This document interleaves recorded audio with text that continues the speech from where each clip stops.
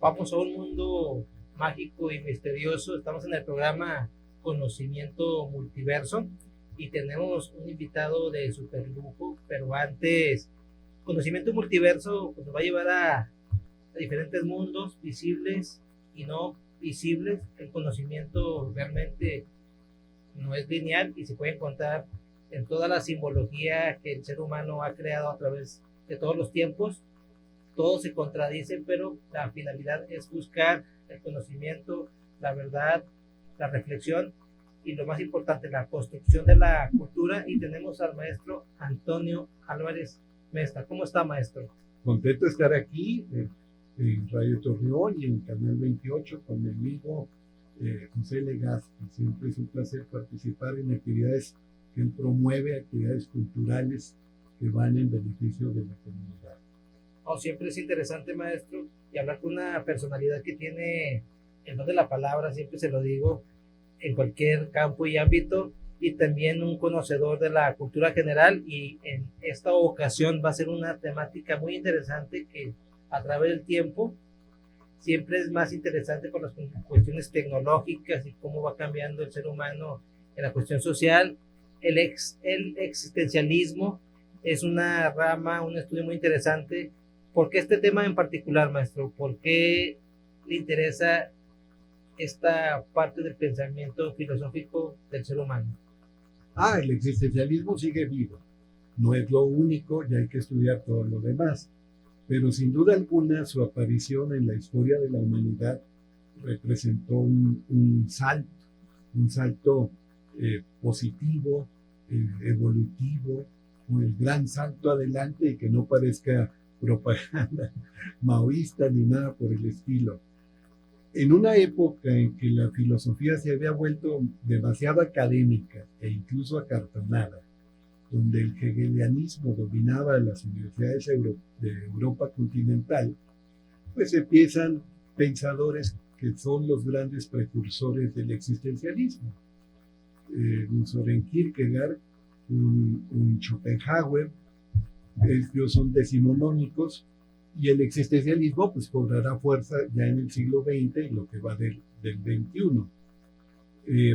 Siempre se ha dicho, la filosofía académica, racionalista, hegeliana, el formalismo kantiano, otros sistemas de Sejaez, que son impresionantes, son majestuosos, son como un palacio lleno de lujos, impresionante, pero por desgracia en ese palacio no cabe la persona concreta de carne y hueso, con sangre en las venas y con hormonas en la sangre, que tiene proyectos, que tiene deseos, temores, debilidades, preocupaciones, que quiere vivir lo mejor que puede y que sabe que la vida muchas veces presenta adversidades, obstáculos.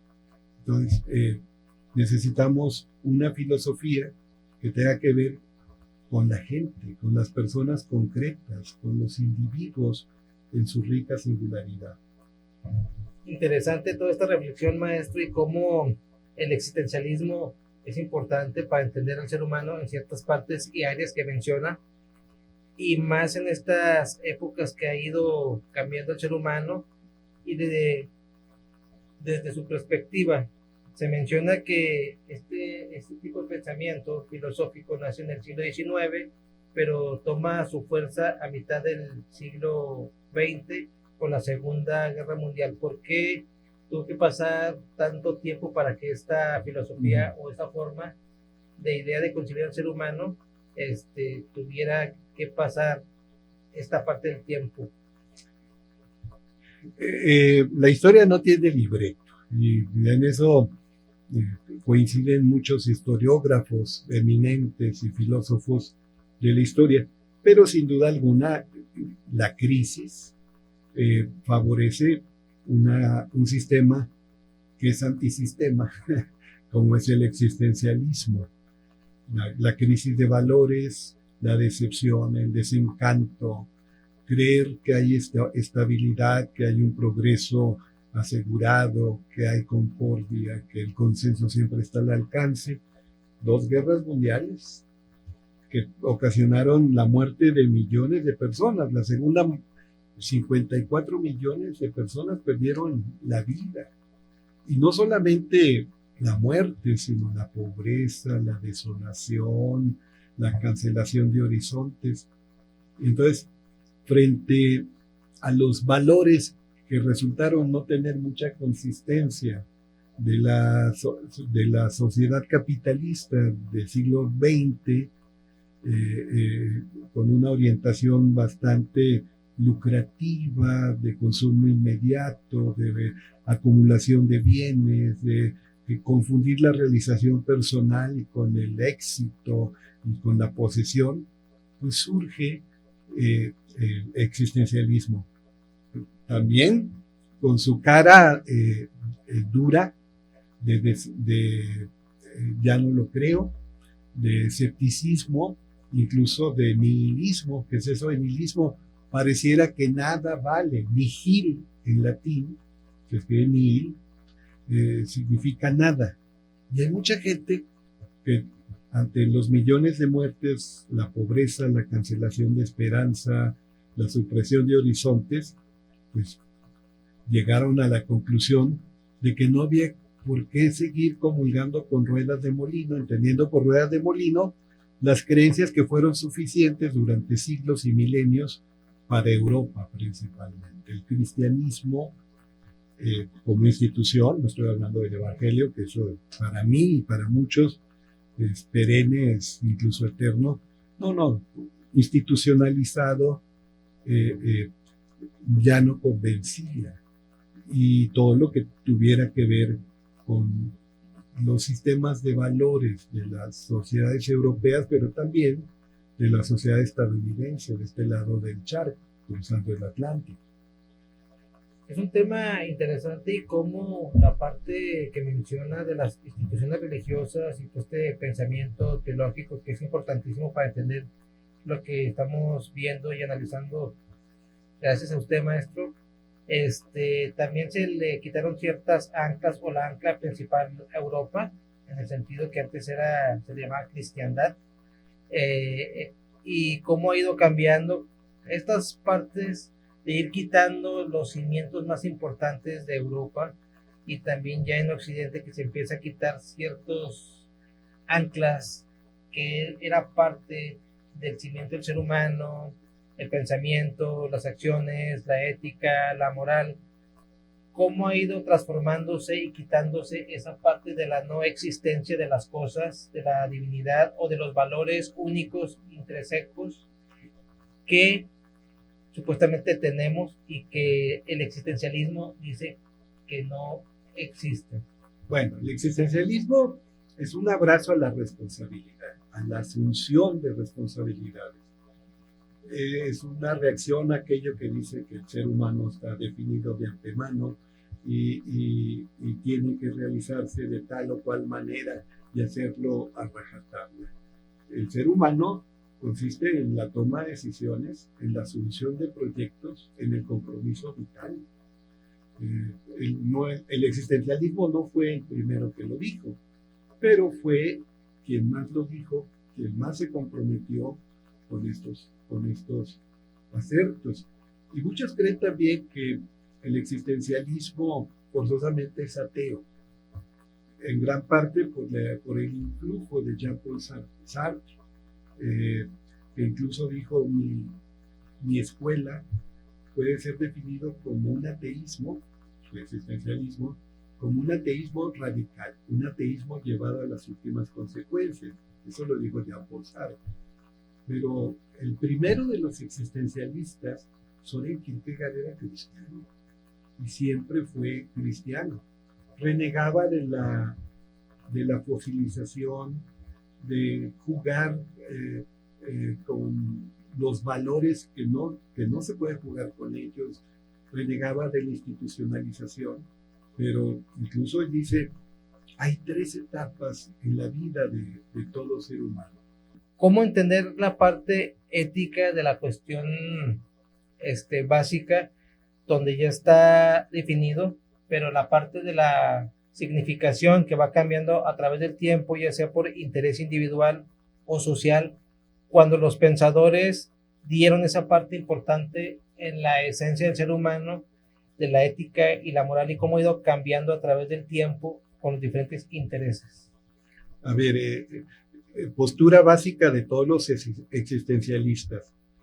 El ser humano no es una esencia, no es una consistencia terminada, no es un proyecto realizado, no es una manera de actuar conforme esquemas rigoristas. No, el ser humano se hace cada momento y se toman decisiones cada momento. Eso es existir, estar en el aquí y en el ahora, evaluando, tomando decisiones. Esa toma de decisiones muchas veces cuesta. La mala fe sartreana dice, hay gente cobarde que prefiere que otros tomen las decisiones, porque si la vida va mal, le echan la culpa a quien tomó las decisiones. Es culpa de mis padres, es la culpa de mi pareja, es la culpa de mis profesores, es la culpa de la iglesia, es la culpa del gobierno. Hay que asumir la responsabilidad de la propia vida. La libertad pesa, pero estamos condenados a ser libres. ¿Y qué es la libertad? La libertad es un compromiso con aquello que nos parece valioso. Y ese compromiso pues implica esfuerzo, implica sacrificio, implica elegir, pero siempre que elegimos, sacrificamos algo. Y sin embargo, allí está el valor. No somos cosas, somos personas que elegimos.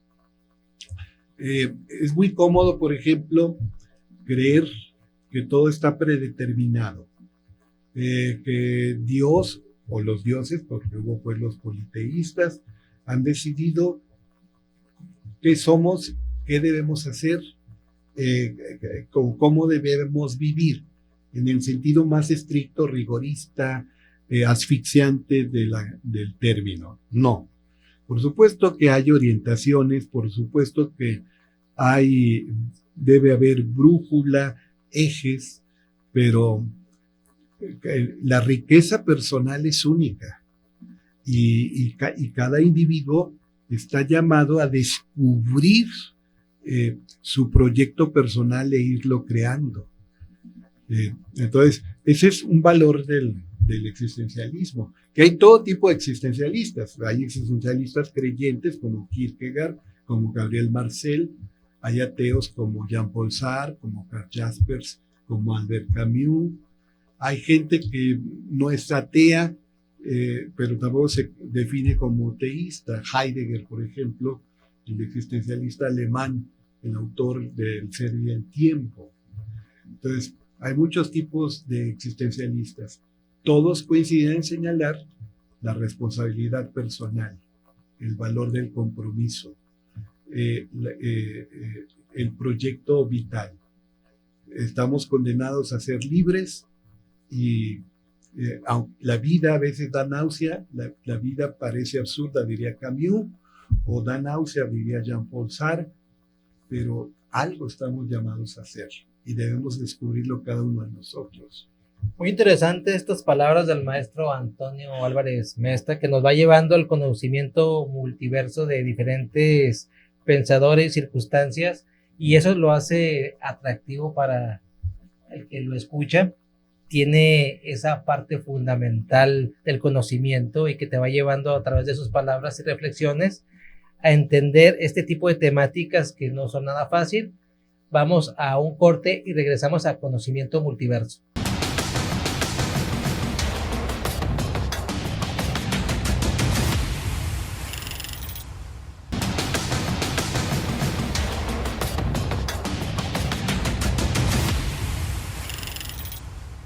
Pero en ese precio no creo. Porque yo acabo de comprar uno que también es estéril, pero es la mitad. Regresamos a Conocimiento Multiverso con las palabras mágicas y que nos va llevando a través de el tiempo, de las ideas, de las reflexiones, y siempre es un gusto tener invitados que le saben al tema y aparte apreciados en la parte educativa de muchos años en diferentes instituciones, y eso también lo hace atractivo, atrayente, gente que tiene esa simbología, por llamarlo de alguna manera, de que se ha ganado una muy buena fama en el sentido de que es buen pensador, que le gusta la lectura y aparte cuando da sus charlas académicas en diferentes lados, siempre va la gente y lo escucha con atención. Y regresamos a esta temática tan interesante, maestro. ¿Qué papel juega en contra o contrapié la otra parte, la cuestión de los creacionistas? Porque es totalmente el otro polo. ¿Cómo ve esta parte de cómo ya todo está predelimitado? Y lo más importante es que todo lo que uno va haciendo ya está establecido, todo. Mire, en filosofía se le llama de manera genérica a todas las posturas que niegan o disminuyen el papel del libre albedrío, se le llama determinismo. Hubo un, ¿cómo se llama? Un debate muy intenso entre, por ejemplo, los seguidores de Skinner, el psicólogo conductista, el padre del condicionamiento operante o instrumental, que es muy superior al pavloviano, y los seguidores de Jean-Paul Sartre. El libro más famoso de Skinner, que tiene que ver con la libertad, se llama Beyond Freedom and Dignity, más allá de la libertad y la dignidad, y considera que la libertad es una ilusión. El ser humano, como cualquier animal, como cualquier organismo, responde a estímulos. Hay estímulos que le son desconocidos, pero se puede controlar la sociedad y se puede controlar las conductas, los comportamientos de los seres humanos. Con programas de condicionamiento operante. Entonces, la libertad no existe, dirá Skinner. Lo que importa es la conducta. Y él abrazaba ingeniería social y el control estricto para que la sociedad fuera positiva, que no se saliera de lo establecido, que no incurriera en delincuencia o en conductas antisociales. Sartre, en cambio, dice que siempre somos libres. Y eso nos lleva incluso a darnos cuenta dolorosamente de que Dios no existe, por ejemplo. ¿Cómo que Dios no existe? Da muchos argumentos. No quiero parecer reduccionista, pero los tiempos de televisión y radio son muy limitados. Un argumento que él usa, dice, si Dios existiera, lo concebimos siempre como un ser perfecto. Y parte de su perfección es la omnisciencia. ¿Qué es eso de omnisciencia? También llamada omnisapiencia. Dios lo sabe todo. Dios es todopoderoso, pero Dios además lo sabe todo. Y lo sabe todo de una manera precisa, exacta, rigurosa. No es una conjetura, no es una corazonada, no es una suposición, no es un melate. Él sabe lo que va a hacer José Legazpi tal día a tal hora, con toda la precisión y de la manera más completa y pormenorizada. Y si Dios lo sabe, porque va a ocurrir así, es que porque tiene que ocurrir así. Y si tiene que ocurrir así, la libertad no existe. Entonces, dice Jean-Paul Sartre, yo me doy cuenta que la libertad sí existe, que es dolorosa, que es pesada, que hay gente que reniega de ella, pero de que existe, existe. Y si asumo mi libertad, pues prescindo de seres perfectos y omniscientes. Dios no existe. Toda esta parte fundamental de las cuestiones divinas siempre se va a encontrar ciertas limitantes en la cuestión de ejecutar con libertad, pensar y toda esta parte fundamental del bien. pero también la otra cuestión que viene siendo la destrucción, la maldad.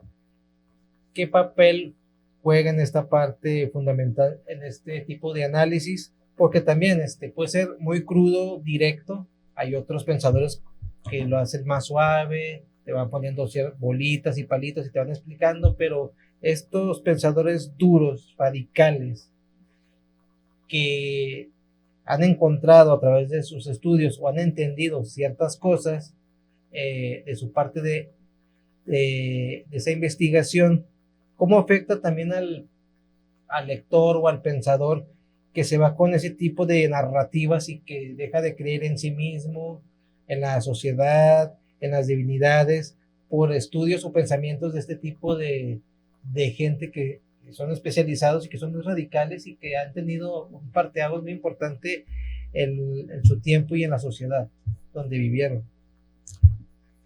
Sí, es un hecho. Eh, eh, a ver, el existencialismo es realista, no maquilla, no embellece, no da una visión alterada de la realidad.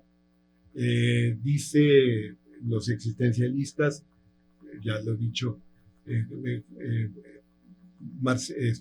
Albert Camus, el autor del mito de Sísifo, el autor del extranjero, el autor de La peste y de tantas obras maravillosas, Calígula, etcétera, dice: la vida es absurda, no le damos pies ni cabezas.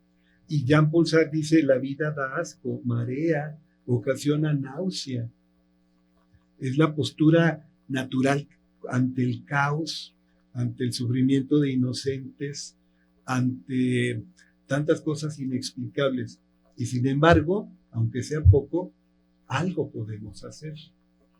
Y tenemos que asumir esa responsabilidad. Eso de separación tajante entre lo bueno y lo malo, por ejemplo, que es propia de la filosofía escolástica y de sistemas que tienen mucho que ver con las religiones, no es propio del existencialismo, pero el mismo Heidegger separa de la vida auténtica de la vida inauténtica y da existenciales, términos de él, en realidad son características para distinguir cuál es la vida inauténtica de cuál es la vida auténtica. Por ejemplo, una característica de la vida inauténtica es la ambigüedad. Otra característica es la falsa curiosidad, el afán de novedades. Esas son características de la vida inauténtica. Y frente a esto viene el cuidado que se manifiesta en el trabajo creativo, en bien de la comunidad, la curiosidad, la investigación científica, la realización artística, el encuentro en el amor. Todo eso es cuidado. Y viene la libertad, viene la cronogenia, viene la trascendencia. Esto de cronogenia, ¿qué suena? El hombre no está en el tiempo, crea el tiempo. El hombre hace la historia. Eso es la cronogenia. Y es difícil, cuesta, duele, hay enemigos, hay obstáculos de todo tipo, pero se puede. Siempre es interesante platicar con usted, maestro, estos temas, el existencialismo y las partes de sus vertientes, y qué papel juega también uno de los grandes pensadores del siglo XIX, que fue fundamental para el siglo XX y el actual, Nietzsche, porque mencionan algunos que realmente, sin mencionar el nombre del existencialismo, él fue el creador con todo ese tipo de análisis que hizo en sus diferentes libros y posturas del superhombre, de la plenitud como tal, del hombre superior, no importando la cuestión social, que no te podrías detener con los hombres mediocres para encontrar esa plenitud personal y de acción. Nietzsche no es existencialista, pero es un precursor del existencialismo. como su maestro Schopenhauer también lo fue. El sistema de Nietzsche se llama vitalismo, pero vitalismo viene de vitalidad y vitalidad es poder. Aquello que incrementa el poder, aquello que tiene que ver con la fuerza, con el despliegue, con la imposición, eso es bueno para Nietzsche. Aquello que debilita, que tiene que ver con la compasión, con la caridad, eso es malo para Nietzsche. Nietzsche está enamorado del poder. Él predica el superhombre, él predica la muerte de Dios, y el hombre actual está a medio camino entre la bestia y el superhombre, pero el superhombre es el que vive con el espíritu apolíneo. Te digo que hay una pausa. Vamos a una pausa, pero antes, maestro, lo invito para que ahorita regresando al corte, nos amplíe más esta temática que nos quedamos en un corte.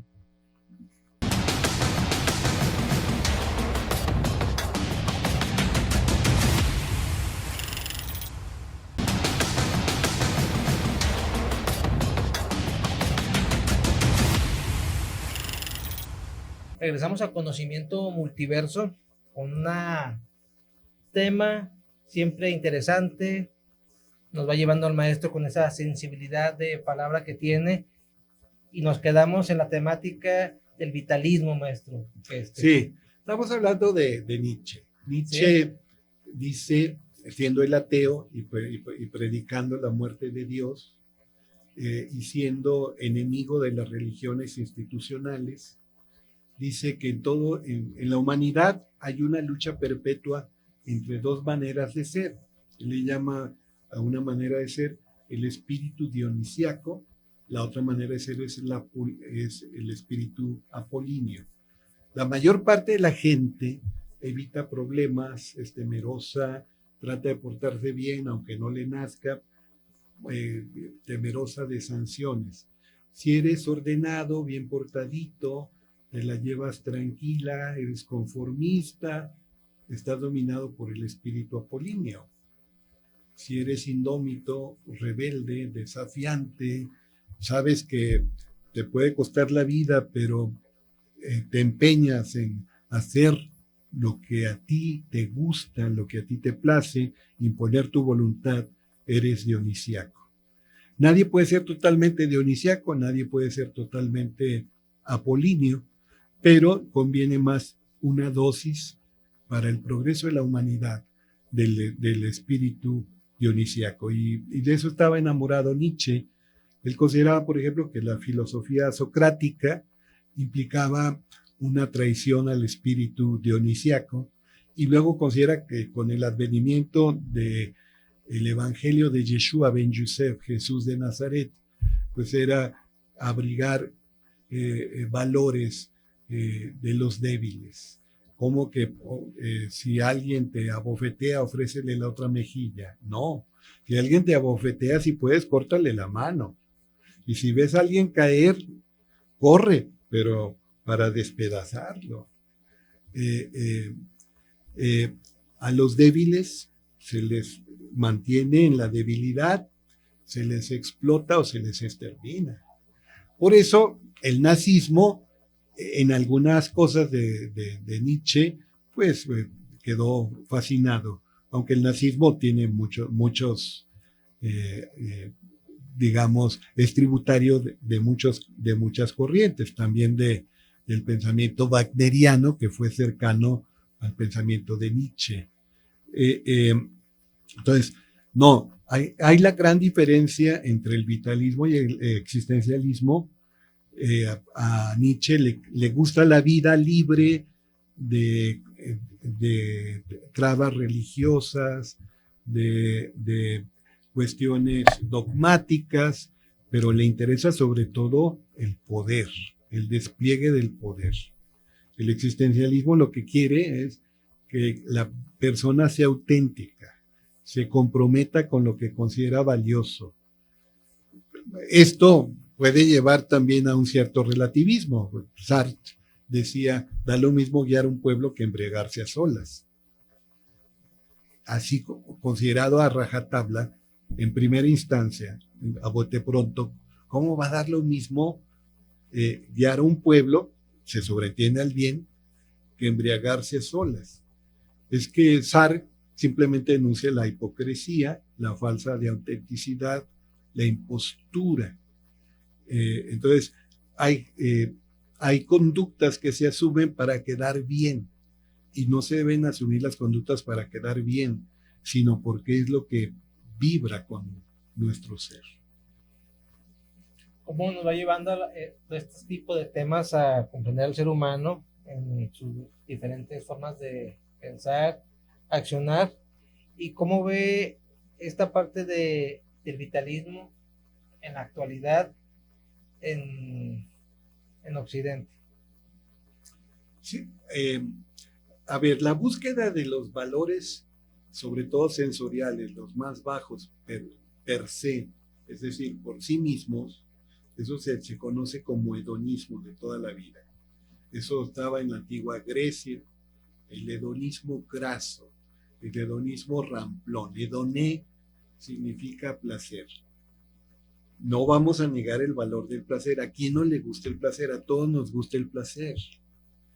El problema no es que busquemos placeres, sino que los convirtamos en prioritarios, que los pongamos en el primer lugar en la escala de valores.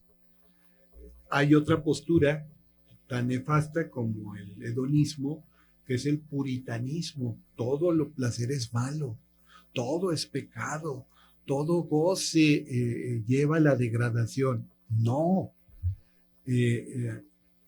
Las personas más maduras, sensatas, con discernimiento, buscan un día sí y otro también el placer, pero van poniendo las cosas en su lugar, tienen las prioridades y saben que las cosas más nobles van más allá de los placeres, mucho más allá de los placeres sensibles. La sociedad actual es una sociedad de consumo que se consume a sí misma, está llena de ruido. Ahí está la compulsión.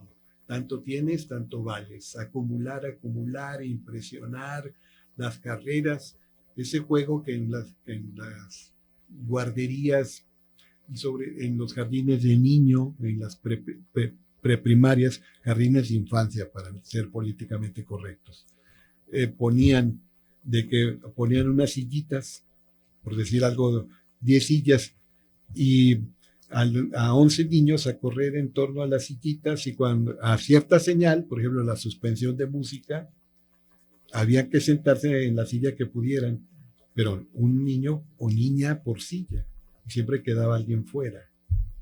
Pues qué mal mensaje, pero nos casamos con ese mensaje. La vida es competencia y todo se vale. El chiste es que seas ganador. Creer que el triunfo a cualquier costa es lo que importa es una visión muy pobre del ser humano.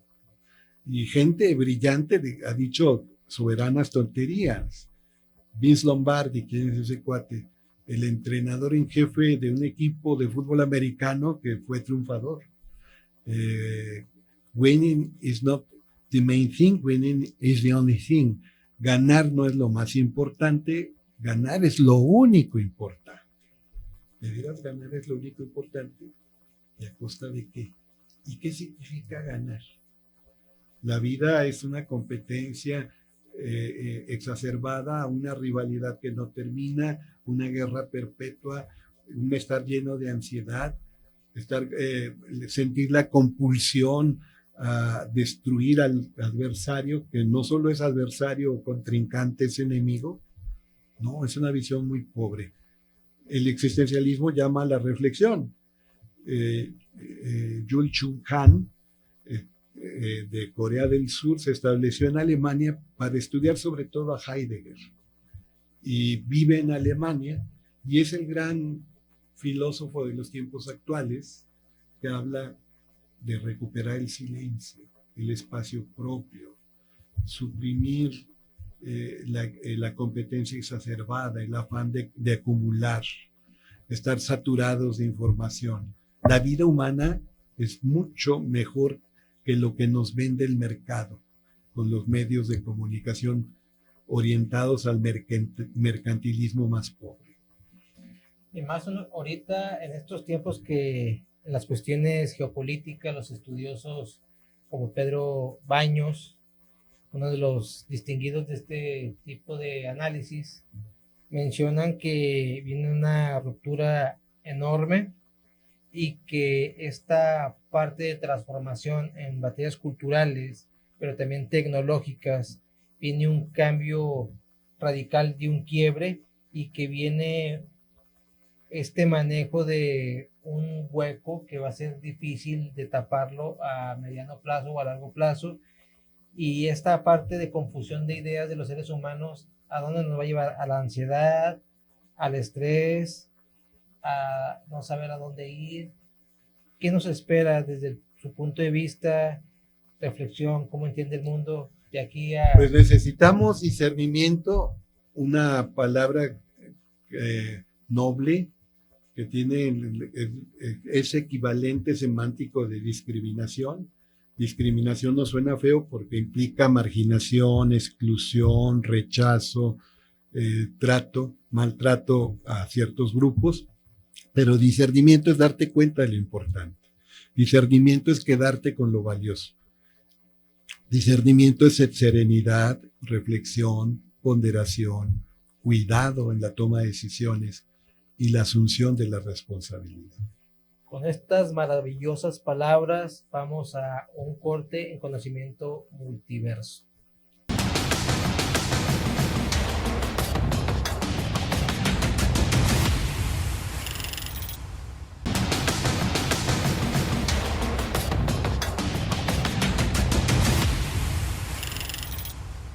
Regresamos a Conocimiento Multiverso con el maestro Antonio Álvarez Mesta, y viendo la panorámica de cómo viene la situación del ser humano y esta parte del vitalismo y el existencialismo,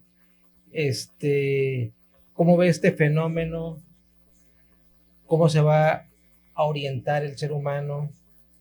¿Tendrá cimientos o vendrá una nueva crisis para forjarnos lo que somos en realidad? El ser humano siempre ha enfrentado adversidad y hay quien dice que todo tiempo pasado fue mejor. No, no es tan simple. Yo me quedo mejor con el relato de Charles Dickens en Historia de dos ciudades. Era el mejor de los tiempos y era el peor de los tiempos. Era el invierno de la desesperación, pero también era la primavera de la esperanza. Siempre habrá obstáculos, problemas, crisis, y algunos ocasionan la muerte de millones de personas. Pero más allá de la pérdida de la vida, en el sentido de que deje de latir el corazón y se suspendan los demás signos vitales, nos debe preocupar la pérdida de la vida humana, de la dignidad humana. ¿Qué somos? ¿Somos robots? Somos animalitos instintivos controlados por estímulos manejados por los conductistas. ¿Qué somos? Somos piezas de un ajedrez jugado por quién sabe quién y que toma las decisiones desde quién sabe dónde. La vida humana implica reflexión e implica no traicionarse a sí mismo. Necesitamos el silencio para comunicarnos mejor. Necesitamos la soledad para después estar en mejores condiciones para el encuentro y la vivencia de la comunidad. Y necesitamos detenernos para emprender la actividad más lúcida. Entonces, no solamente reaccionar, que es necesario reaccionar, sino también ponderar y responder. No es lo mismo reaccionar que responder. La gran característica del ser humano es la responsabilidad. Termino con esto. Viktor Frankl decía que qué bueno que en Estados Unidos existiera Estatua de la Libertad en el Atlántico Norte, en Nueva York. Pero ¿por qué no poner en la costa pacífica, por ejemplo, en Los Ángeles, la Estatua de la Responsabilidad? Porque todo el mundo quiere libertad, pero pocos se dan cuenta que eso significa asumir la responsabilidad. Y la responsabilidad es la habilidad de responder con lo que efectivamente soy, con lo que realmente soy. Entonces, tengo que darme cuenta qué soy y tengo que asumir mi responsabilidad para vivir más libre. Temas interesantes, lineamientos y formas de entender al ser humano ahorita en la actualidad, y que todo lleva un fondo muy bien estructurado y que se nos quiere guiar a ciertos polos diferente al natural, y vienen cambios drásticos en ese sentido de la misma especie humana. Eso es lo que se proyecta según los especialistas en diferentes temas, y que el ser humano viene un cambio radical. Una de dos: se hace más espiritual o se hace una máquina y va a ser controlado por las cuestiones tecnológicas. Ejemplo, si nos vamos a este aspecto particular, pues te metes a la aplicación, a Google, quiero tal restaurante de comida china, pum, pum, busca, este es el mejor precio, vete aquí, y se le quita hasta ya lo más básico, o nos quitamos la cuestión de buscar y elegir un lugar para comer comida china, por ejemplo. Sí, lo entiendo. Hay quien dice que la especie humana se va a transformar y que la humanidad como tal va a desaparecer. Pues, está, por ejemplo, la corriente del transhumanismo. Ray Kurzweil, autor de varios libros, jefe de ingenieros de Google, un gran inventor, una personalidad con un coeficiente intelectual muy elevado, él dice que merced a la biotecnología, la nanotecnología y la ingeniería genética, va a haber una efectiva eugenesia y un óptimo desarrollo de las personas. Pero ya no van a ser seres humanos. Ahora hay exocerebros, ahora hay vitalidad, ahora hay prolongación de la existencia, ahora hay longevidad, incluso inmortalidad, está a la vuelta de la esquina, según Ray Kurzweil y los transhumanistas. Pero la verdad, el transhumanismo le apuesta todo a la tecnología. Y quedémonos con la palabra transhumanismo, humanos que trascienden. Y el humano que trasciende es aquel que se compromete en el aquí y en el ahora, pero tiene una visión de varias generaciones. Tenemos dos deberes nada más. Uno, hacer las cosas mejor que las generaciones anteriores, y otro, preparar todo para que las generaciones que siguen vivan mejor. Tenemos que dejar un mundo en mejores condiciones que lo recibimos. Y eso implica la visión de trascendencia. La trascendencia es muy importante a través de los tiempos. Desde que se tiene uso de razón, siempre ha buscado el ser humano esa trascendencia, y en la actualidad no se ha perdido y creo que no se va a perder. Pero toda esta parte tecnológica, robótica, información, el ser humano actual está preparado para dar ese cambio y no morir en el intento cuando estás absorbiendo todas esas ideas, todos esos mecanismos robotizados con conciencia de manejo emocional y sentimental de las personas o de las masas correspondientes, para que cierto tipo de estímulo te lleve al río y caer y creyendo buscar ahí la libertad, y que buscar nadar, luego volar y luego comprender toda esta parte del universo. Y es donde creo que estamos trabados ahorita la gran mayoría de los seres humanos, que nos gusta este tipo de temáticas y que consciente e inconscientemente nos está llevando a un super hoyo emocional y espiritual. Y sin embargo, sale la casta. ¿Qué dice el escudo de la Universidad Nacional Autónoma de México? La frase que José Vasconcelos puso: por mi raza hablará el espíritu. Entonces, somos mucho más de lo que creemos, y solo en las situaciones límite a veces lo descubrimos. Aquello que no, si tú usted a Nietzsche decía, aquello que no me destruye me fortalece.